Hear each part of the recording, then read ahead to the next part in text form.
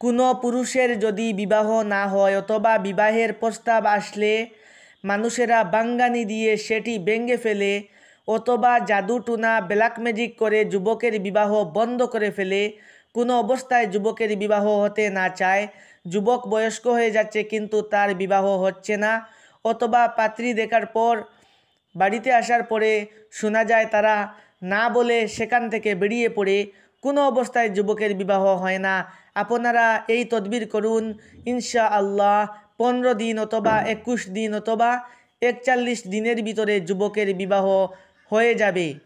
আল্লাহর রহমতে কেউ তার বিবাহ কোনো অবস্থায় বন্ধ করে আটকিয়ে রাখতে পারবে না। বাঙ্গানি দেওয়ার কারণে অথবা জাদুটুনা ব্ল্যাক ম্যাজিক করার কারণে সব কিছু কেটে যাবে, কেউ তার বিবাহ আটকিয়ে রাখতে পারবে না। রব্বুল আলামিন সে যে পাত্রী চাইবে, আল্লাহ যদি ওই পাত্রী তার জন্য পছন্দ করে ফেলেন, অবশ্যই বিবাহ হয়ে যাবে। আপনারা লাল কালির কলম দ্বারা অথবা জাফরান কালি দ্বারা বুজ পাতার মধ্যে অথবা সাদা কাগজের মধ্যে এই তাবিজটি একটি লিখবেন। লেখার পর পুরুষের ডান হাতের মধ্যে ওই তাবিজটি মাদুলির মধ্যে ভরে দিয়ে দেবেন। মাদুলি মানে কবজ, কবজের মধ্যে ভরে তার ডান হাতে দিয়ে দেবেন। দেওয়ার পর ইনশাআল্লাহ অপেক্ষা করুন 15 দিন অথবা 41 দিনের ভিতরে যুবকের বিবাহ হতে বাধ্য হয়ে যাবে।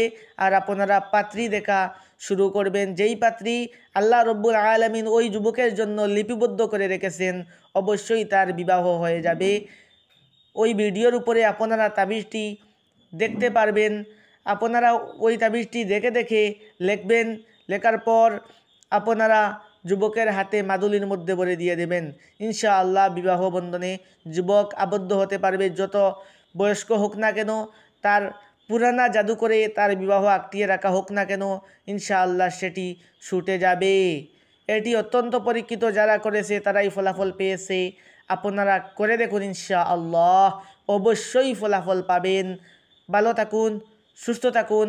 আল্লাহ হাফিজ। আসসালামু আলাইকুম ওয়া রাহমাতুল্লাহ।